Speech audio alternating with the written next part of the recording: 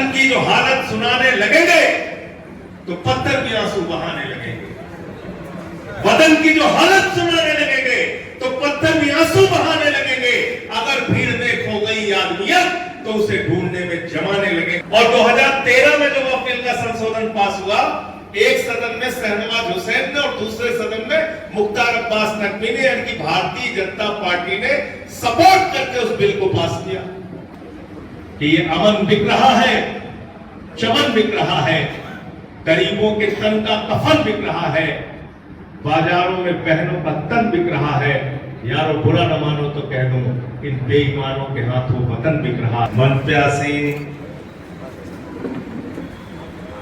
हजरत मोइन साहब, जिनका हम सब बहुत एहतराम करते हैं, बहुत इज्जत करते हैं,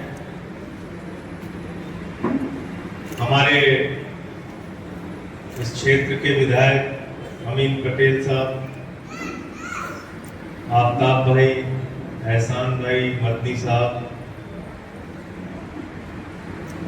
अरशद भाई, यहाँ पे मौजूद तमाम मस्जिदों के इमाम, उलेमा, मौलाना, आप सब साथियों और दोस्तों, ये वक्फ बिल जब आया और इसकी जेपीसी बनी तो उस जेपीसी के दौरान जो चर्चा हुई वो, और उसके बाद जिस तरीके से ये बिल पास हुआ, उसकी एक एक कहानी आपके सामने रखना चाहता हूं और किस तरह से सरकार की मंशा क्या है वो आपको बताना चाहता हूं। इनका मकसद कोई मुसलमानों को भला करना नहीं है। मोदी जी कहते हैं कि भाई हमें मुसलमानों को भला करना है, इसलिए हमें बिल लेके आए। तो मैंने कहा भाई दो ही नेता थे तुम्हारे यहाँ, एक शहनवाज हुसैन साहब, दूसरे मुख्तार अब्बास नकवी साहब, दो के दोनों आज कहां यही बता दो। दो नेताओं का क्या भला किया तुम? चलिए वो भी छोड़ दीजिए, दोनों सदनों में एक भी सांसद मुसलमान नहीं है भारतीय जनता पार्टी। उसके बाद इन्होंने कहा हमें मुसलमानों का भला करने के लिए, मैंने कहा पूरी कैबिनेट में आपने एक मुसलमान मंत्री नहीं बनाया। 2013 में भी वक्फ बिल का संशोधन पास हुआ और 2013 में जो वक्फ बिल का संशोधन पास हुआ, एक सदन में शहनवाज हुसैन ने और दूसरे सदन में मुख्तार अब्बास नकवी ने, यानी कि भारतीय जनता पार्टी ने सपोर्ट करके उस बिल को पास किया। ये आपको जानकारी होना चाहिए। 96 में सबकी सहमति से संशोधन पास हुआ। आज क्या आपत्ति है? आज क्यों सवाल उठ रहा? क्यों मन में शंका पैदा होती है? क्योंकि आज देश का प्रधानमंत्री वो व्यक्ति है जो कपड़े देख के इंसान को पहचानता है। इसलिए हमें आपत्ति है, इसलिए हमारे मन में सवाल है कि आप ये संशोधन सिर्फ और सिर्फ नफरत फैलाने के लिए, बांटने के लिए, जमीनों पे कब्जा करके अपने दोस्तों के लिए लाए हैं, ये सवाल है। और कहां से शुरू करें, कहां खत्म करें? वतन की जो हालत सुनाने लगेंगे तो पत्थर भी आंसू बहाने लगेंगे।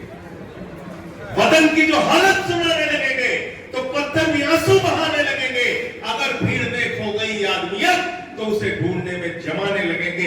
इंसानियत का, मानवता का तत्व होगा। इसलिए मन में सवाल उठ रहा है। और क्या क्या संशोधन लिखा है इस बिल के अंदर आपने? मैं तो सिर्फ बिल के बारे में बात करूंगा, कोई राजनीतिक बात आपसे नहीं करूंगा। आपको जिसका वोट मिलता है आप लीजिए, मुझे जिसका वोट मिलता है मैं लूं, अमीन पटेल जी को जिसका वोट मिलता है बोले, राजनीति अपनी जगह है। लेकिन जो ये किताब आपने मुझे दी, बाबा साहब डॉक्टर भीमराव अंबेडकर जी के द्वारा लिखा गया भारत का संविधान, यह संविधान जिसके ऊपर सारे लोग, सारे नेता, चाहे सांसद हो, विधायक हो, देश का प्रधानमंत्री हो या कोई मंत्री हो, हाथ रख के शपथ खाता है कि हम इस संविधान की रक्षा करेंगे। इस संविधान की रक्षा करेंगे, हर हाल में इस संविधान की रक्षा करेंगे। तो मैं आपसे पूछना चाहता हूं प्रधानमंत्री जी, इस संविधान के अंदर लिखा हुआ है धारा 25 और 26 में, धारा 25 और 26 संविधान की क्या कहती है?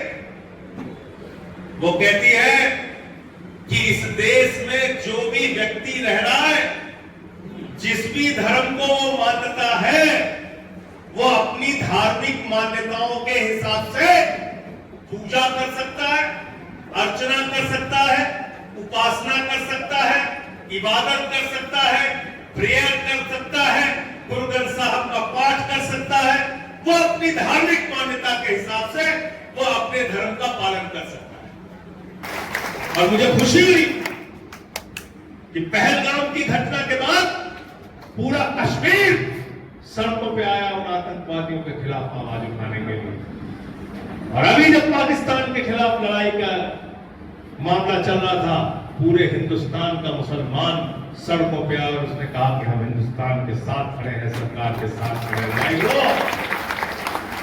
मुल्क से बढ़ के, देश से बढ़ के कुछ नहीं है। और इसलिए इस देश को बचाना है हम सबको मिलके, देश के संविधान को बचाना है हम सबको मिलके, देश के सेकुलरिज्म और धर्मनिरपेक्षता को बचाना है हम सबको मिलके, एक साथ मिलके।